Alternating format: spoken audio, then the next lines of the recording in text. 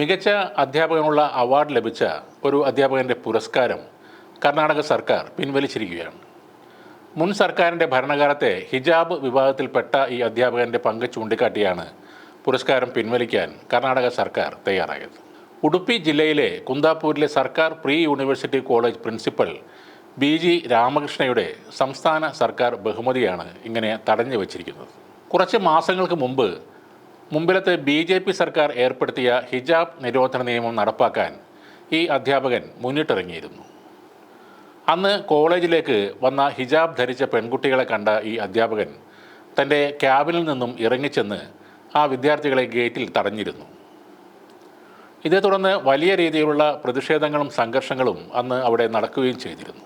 ഇത്തരത്തിൽ മുൻകാലങ്ങളിലെ ഈ അധ്യാപകൻ്റെ പ്രവർത്തനങ്ങൾ മുൻനിർത്തിക്കൊണ്ട് ഇയാൾക്ക് ആദരവിന് അർഹതയില്ലെന്ന് ചൂണ്ടിക്കാട്ടി വിവിധ സംഘടനകൾ എതിർപ്പുമായി രംഗത്ത് വന്നു. അതിനു പിന്നാലെയാണ് ഇപ്പോൾ കർണാടക സർക്കാർ പുരസ്കാരം പിൻവലിക്കാൻ തീരുമാനിച്ചിട്ടുള്ളത്. ഹിജാബ് വിവാദത്തിൽ വിദ്യാർത്ഥികളുടെ അവകാശത്തെ അധ്യാപകൻ ചോദ്യം ചെയ്തിരുന്നു. കൂടാതെ തർക്കിച്ച വിദ്യാർത്ഥികളോട് കോളേജ് കമ്മിറ്റി ചെയർമാനും കുന്താപൂർ BJP MLAയുമായ ഹലാദി ശ്രീനിവാസ ഷെട്ടിയുടെ നിർദ്ദേശം മാത്രമാണ് താൻ നടപ്പിലാക്കുന്നത് എന്നായിരുന്നു അധ്യാപകനായ രാമകൃഷ്ണ അന്ന് വാദിച്ചിരുന്നത്. അധ്യാപക ദിനത്തോടനുബന്ധിച്ച് രാമകൃഷ്ണ ഉൾപ്പെടെ 41 അധ്യാപകർക്ക് സംസ്ഥാന സർക്കാർ മികച്ച അധ്യാപകർക്കുള്ള അവാർഡുകൾ ചൊവ്വാഴ്ചയാണ് പ്രഖ്യാപിച്ചത്. ഇപ്പോൾ Kunthapuram government college പ്രിൻസിപ്പലാണ് BN Ramakrishna. ഹിജാബ് ധരിച്ച കുട്ടികളെ അദ്ദേഹം ഗേറ്റിൽ തടയുന്ന വീഡിയോ അന്ന് ഹിജാബ് വിവാദകാലത്ത് വലിയ തോതിൽ വൈറലായി മാറിയിരുന്നു. കഴിഞ്ഞ ദിവസം ഇങ്ങനെ സംസ്ഥാന അധ്യാപക അവാർഡുകൾ പ്രഖ്യാപിച്ചപ്പോൾ അതിൽ രാമകൃഷ്ണയുടെ പേരുണ്ടായിരുന്നു.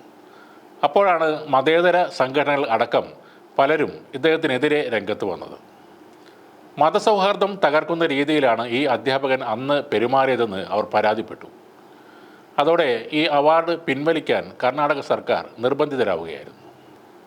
2021 കർണാടകയിൽ മുൻ BJP സർക്കാരിൻ്റെ ഉത്തരവ് വിവാദമായി മാറിയത്. വിദ്യാഭ്യാസ സ്ഥാപനങ്ങളിൽ ശിരോവസ്ത്രം വിലക്കിയതോടെ മുസ്ലിം വിഭാഗത്തിൽ നിന്ന് അന്ന് കടുത്ത പ്രതിഷേധം ഉയരുകയായിരുന്നു. അന്ന് ഈ രാമകൃഷ്ണ അടക്കമുള്ള ചില അധ്യാപകരാണ് വിദ്യാർത്ഥികൾക്ക് നേരെ കർശനമായ നിലപാടുമായി മുന്നോട്ട് വന്നത്.